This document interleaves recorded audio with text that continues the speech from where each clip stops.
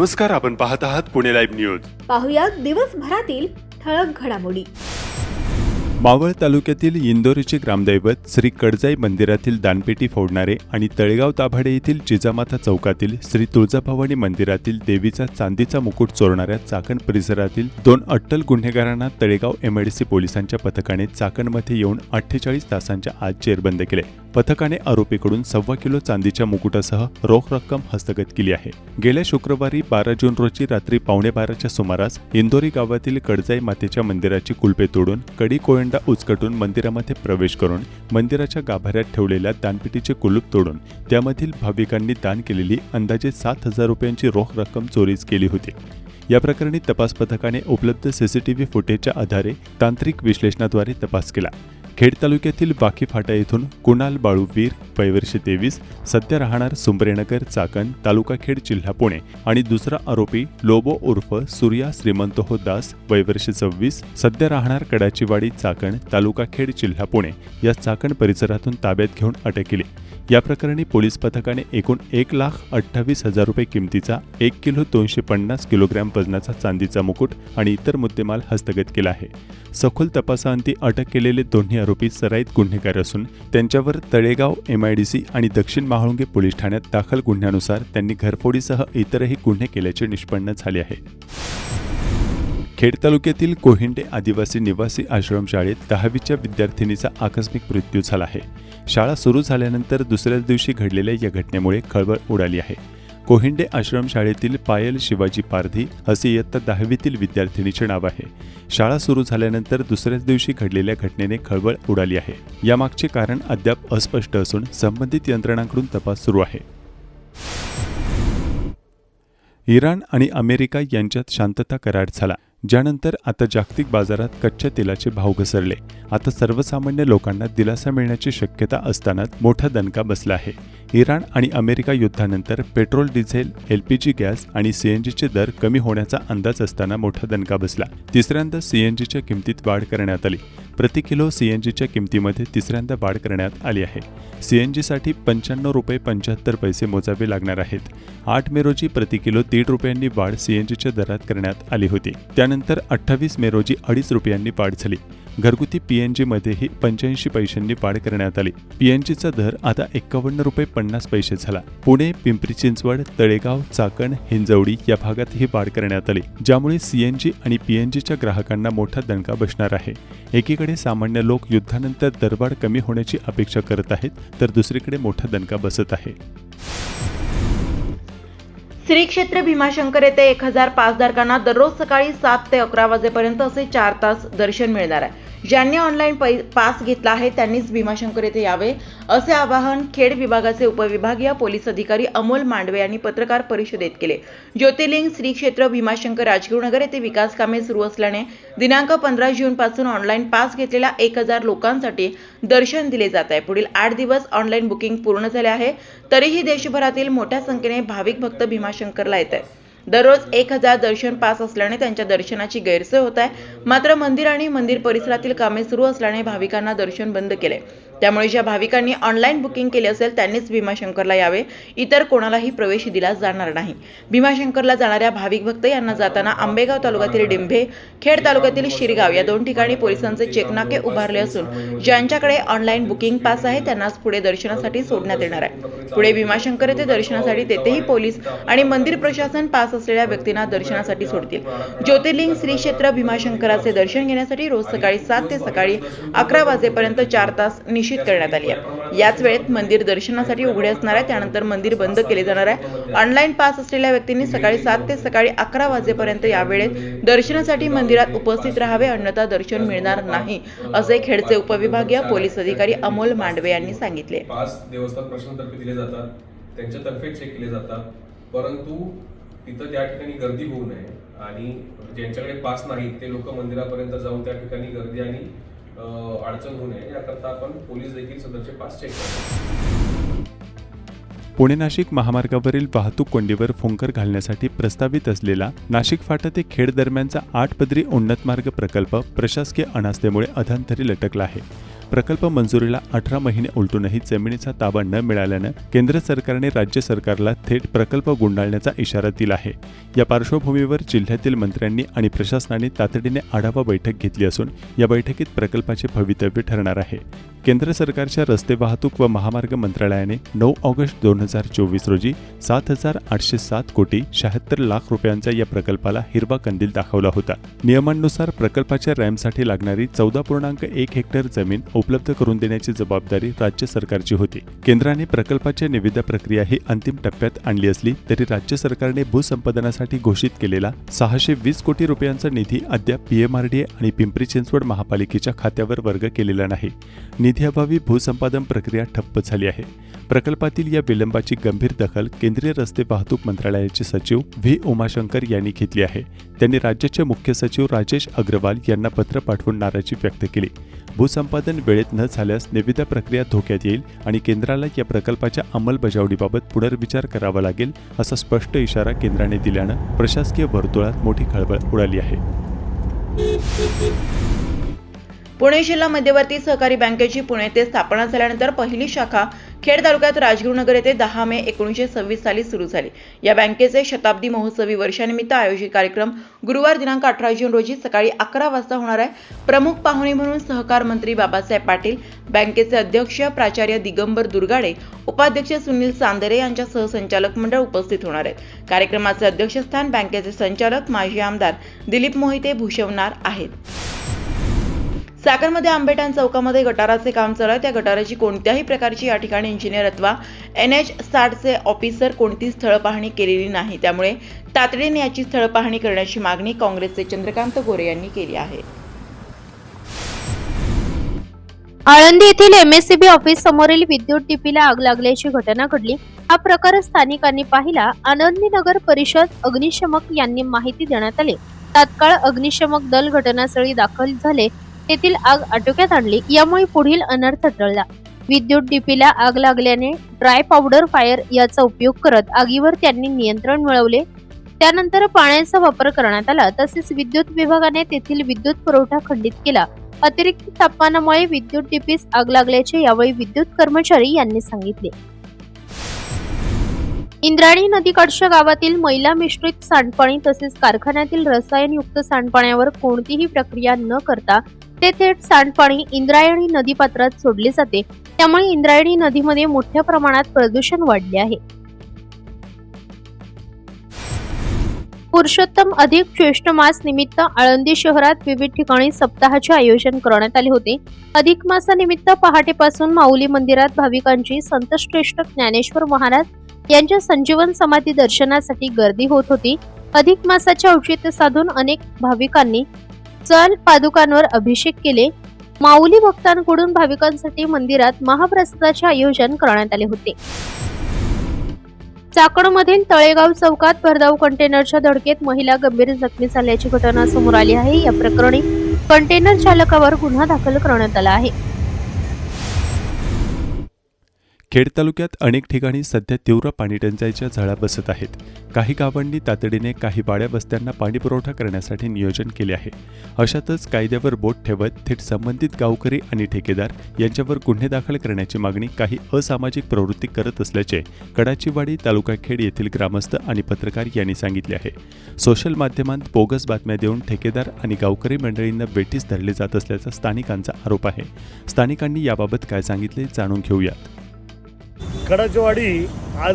कडाचीवाडीची काल बातमी वाचली की कडाचीवाडीची काही ठेकेदार किंवा ग्रामसेवक गुन्हे दाखल करा.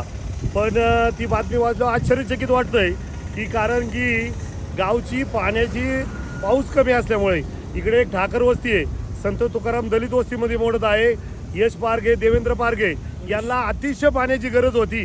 त्यासाठी गावाने ग्रामसभेमध्ये निर्णय घेतला की आजच्या आज लगेच तातडीने पाईपलाईन खंदून त्यांना पाणी द्यायचं आहे. कारण की पाणी खूप गरजेचं होतं. उन्हाळ्यात पाण्याची खूप टंचाई वाचली म्हणून पाणी दिलं. पण काही पत्रकार कशाही बातम्या तयार करतात. यापूर्वी याच ठिकाणी या सोसायटीचं 2 वर्ष पाणी रस्त्यावर चालले होते, अपघात घडत होते, अनेक अपघात घडले. पाण्याची बातमी पुन्हा लावीसने दिली, सकाळचे पत्रकार हरिदासने दिली आणि यांनी सहकार्य केलं, त्याच्यानंतर ते पाणी बंद झालं. हा दुसरा कोण पत्रकार आलेले आहे, म्हणजे या पत्रकारांच्या विषयी बोलायचं म्हटलं तर काही पत्रकारामुळे पत्रकारी बदनाम होण्याची वेळ आली. काही पत्रकार गुन्हेगारी वृत्तीचे, त्यांना फक्त जिथे ठेकेदार दिसेल तिथं बातमी बनवायची, गावाचं नाव टाकायचं. डायरेक्ट बातमी ऐकायला भेटली की कडाचेवाडीच्या ठेकेदारावर गुन्हा दाखल करा. ठेकेदार सोडा, इथं पाण्याचा प्रश्न आहे गंभीर, तो विषय सोडला. आणि नाही ते उचापाची करण्याची गरज नाही आहे. ते मस्तपैकी रस्ता लोक जात आहेत, तिथं गतिरोधक झाला आहे. कोणत्याही ग्रामस्थाला कोणतीही अडचण नाही. आणि ग्रामस्थाला अडचण आहे असं सांगितलं जातं. हे चुकीची बातम्या पत्रकारांनी बनवलेली आहे. त्याची बोलण्याची आणि ते भाषा तर सगळी गुन्हेगारी वृत्तीचीच दिसते. ठेकेदार कोण आहे त्याच्यावर गुन्हेगार करा. आजकाल सगळीकडे ठेकेदारावर गुन्हे दाखल करा आणि त्यांच्याकडून पैसे कमवा. सांडपाणी झालं ते नाही दिसलं, रस्त्याच्याकडे ते गाड्या उभ्या आहे, ॲक्सिडेंट होतं ते दिसलं नाही. आणि चॅटिंगमध्ये सरळ माणूस म्हणतोय मला की अपघात, मी म्हणलं अपघात होता तुम्हाला, तुम्ही ते नाही का बातम्या देत का? तो म्हणतो अपघात झाला तर त्याला सरकार देतंय ना निधी, म्हणजे माणसं मारून निधी द्यायचा का? मग यांना म्हणा या तुम्ही का अपघाताला. बोलला गेलो, पण पत्रकारामध्ये काही पत्रकार जर असं बदनामी करीत असेल तर बाकीच्या पत्रकारांनी हा विषय घेतला पाहिजे की आपल्यातली नाव आपली नाव जपलं पाहिजे. कारण पत्रकारच हा विषय सगळा मोठा नेऊ शकतो. पत्रकारच हे न्याय देवता आहे आमची. आणि त्याच्यामध्ये सगळ्या पत्रकाराच्या संघटनेने विषय घेऊन अशा पत्रकारांना नक्कीच बाजूला केलं पाहिजे. सार्वजनिक बांधकाम विभाग असेल किंवा MSIDC असेल, तळेगाव चाकण शिक्रापूर रस्त्याची जी अवस्था आहे ती अतिशय बिकट आहे. आणि या रस्त्यावर अनेक खड्डे पडलेले आहेत, अनेकांचे जीव जात आहेत, अपघात होत आहे सातत्याने. आणि याकडे MSIDCच्या अधिकाऱ्यांचे अजिबात लक्ष नाही. काहींची हप्तेगिरी चालते असेल, रस्त्याकडं दुर्लक्ष होत आहे. त्यामुळे हाकनाक लोकांचे बळी जात आहेत, अनेक कुटुंब उद्ध्वस्त होत आहेत. आणि कडाचीवाडीमध्ये एक प्रश्न उपस्थित झाला, ग्रामस्थांनी गावासाठी जी पिण्याची पाईपलाईन आहे ती आणण्यासाठी रस्ता खोदला. तो वैयक्तिक कारणासाठी कुणाच्या खोदलेला नाही आहे आणि तो ग्रामस्थांनी खोदला. कारण ग्रामस्थांना 15 दिवसातून जर एकदा पाणी मिळत असेल तर ग्रामस्थांनी करायचं काय? आणि जे प्रशासन दररोज अपघात होते आणि त्या ग्रामस्थावर गुन्हे दाखल करा अशी जर कोणी भाषा करत असेल तर ग्रामस्थ त्या लोकांना कदापि सोडणार नाही. कारण कडाचीवाडीतला ग्रामस्थ हा पाण्या वाचून मरतोय, याकडे प्रशासन लक्ष देत नाही. आणि जे MSIDCचे अधिकारी जे आहेत किंवा सार्वजनिक बांधकाम विभागाचे अधिकारी आहेत त्यांनी तर रस्त्यावर यावं आणि ग्रामस्थांची चर्चा करावी. कारण हा ग्रामस्थांचा प्रश्न भयानक आहे. इथे अपघात होत आहेत तेव्हा अधिकारी कुठे जातात? आणि कोणतरी खड्डा खणला, कोणतरी सांगतो अरे तो खड्डा ग्रामस्थांनी काही वैयक्तिक कारणासाठी खोदला नाही, तो ग्रामस्थांनी जो खड्डा खणलाय तो त्यांना पाणी मिळावे यासाठी खणलाय. आणि त्याच्यावरून वाहने जात आहेत. आणि इतर रस्त्यावर 4 वर्ष नव्हे 5 वर्ष पाणी वाहत होतं, त्याच्यात 6 जीव गेलेत लोकांचे. त्यावेळेस MSIDCचे अधिकारी काय झोपले होते का? त्यांनी सुद्धा इकडे लक्ष दिले पाहिजे. उद्या त्या कुटुंबातल्या लोकांनी जर या अधिकाऱ्यावर गुन्हा दाखल केला, अशी मागणी केली की आमचे हाकनाक जीव गेलेत, याला जबाबदार MSIDCचे अधिकारी आहेत आणि सार्वजनिक बांधकाम विभागाचे अधिकारी आहेत, तर तुम्ही काय करणार? म्हणून MSIDCच्या अधिकाऱ्यांनी चांगले जे काम आहे त्याच्याकडे लक्ष द्यावं. आणि विनाकारण ज्या ग्रामस्थांना पाणी मिळत नाही त्यांच्यासाठी अर्ज करायचा, कोणी फोन केले की लगेच हे करायचं. अरे इथं रोज अपघात होतात. आता त्या मेदनकरवाडी फाट्यावर 10 दिवसापासून नाही 15 दिवसापासून खोदलेत. आम्हाला अनेक लोकांचे फोन येतात, तिथं अपघात होतात. काही महिला दुचाकीवरल्या त्या याच्यामध्ये खड्ड्यात रस्त्यामध्ये पडतात, लहान मुलं पडतात. त्याच्याला कोण MSIDCचे अधिकारी काय झोपलेत का काय?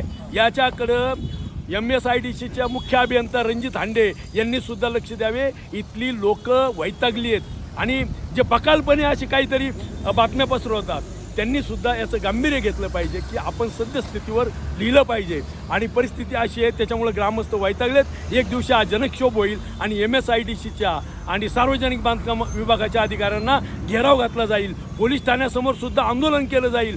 पोलीस प्रशासनाने सुद्धा याची लक्ष ध्यानात घेतलं पाहिजे, याकडे लक्ष दिलं पाहिजे. ही वस्तुस्थिती आहे आणि या वस्तुस्थिती कुणीही डोळे झाक करू नये अशी ह्या ग्रामस्थांची आणि सर्वांची विनंती आहे. ग्रामपंचायतच्या पाणी पुरवठा जीवन पाणी पुरवठा योजनेतून 5 कोटीची योजना आहे. त्या माध्यमातून आता सध्या उन्हाळ्याचे दिवस आहे, कडक उन्हाळा आहे, पाणी टंचाई आहे आणि ग्रामस्थांची मागणी 4 दिवस लोकांना पाणी मिळत नाही आहे.